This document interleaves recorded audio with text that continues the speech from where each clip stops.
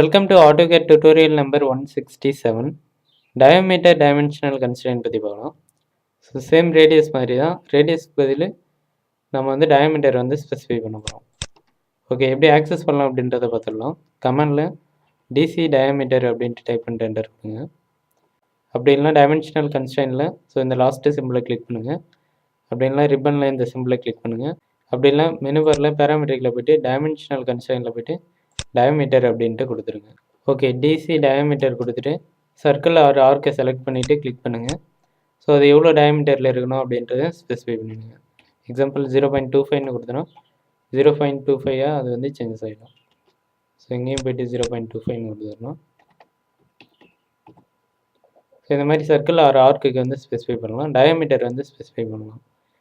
So example பாலிலைனுக்கு பார்க்கலாம். So இப்போ இது எல்லாமே ஒரே ஆப்ஜெக்டில் இருக்குது, பாலிலைனில் இருக்குது. ஸோ இந்த பாலிலைனில் இருக்க ஆர்க்கை வந்து நான் வந்து மாடிஃபை பண்ண போகிறேன். Dcdiameter கொடுத்துட்டு ஸோ இந்த ஆர்க்கை செலக்ட் பண்ணிவிட்டு என்டர் கொடுங்க. 0.1 இருக்குது, 0.15 கொடுக்குறேன் இப்போ. ஸோ 0.15 நமக்கு வந்து சேஞ்சஸ் ஆகிடுச்சு. டயமீட்டரையும் வந்து மெஷர் பண்ணிக்கலாம், சேம் டைம் அதை எடிட்டும் பண்ணிக்கலாம் நம்ம. ஸோ 0.15 கொடுத்துட்டேன்.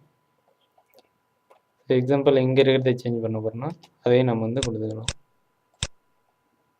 எக்ஸாம்பிள் 0.5 கொடுத்துடலாம். ஸோ எங்கெங்கெல்லாம் ஆர்க்கு சர்க்கிளை வந்து நம்ம வந்து மாடிஃபை பண்ண போகிறோமோ அங்கே வந்து கொடுத்துக்கலாம் நம்ம. 0.15 கொடுத்துட்டோம்.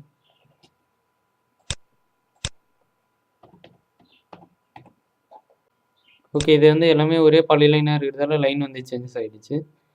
ஒருவேளை இங்கே லைன் இருந்து ஆர்க் இருந்தது அப்படின்னா கோயின்சிடென்ட் கன்ஸ்ட்ரெயின்ட் வந்து நம்ம வந்து இந்த இடத்துல வந்து அப்ளை பண்ணிக்கலாம். ஸோ கோயின்சிடென்ட் கொடுக்கும்போது ஆர்க்கு சேஞ்சஸ் ஆகிடுச்சுன்னா அதுவும் வந்து சேஞ்சஸ் ஆகும் நமக்கு. ஓகே, தேங்க்யூ ஃபார் வாட்சிங்.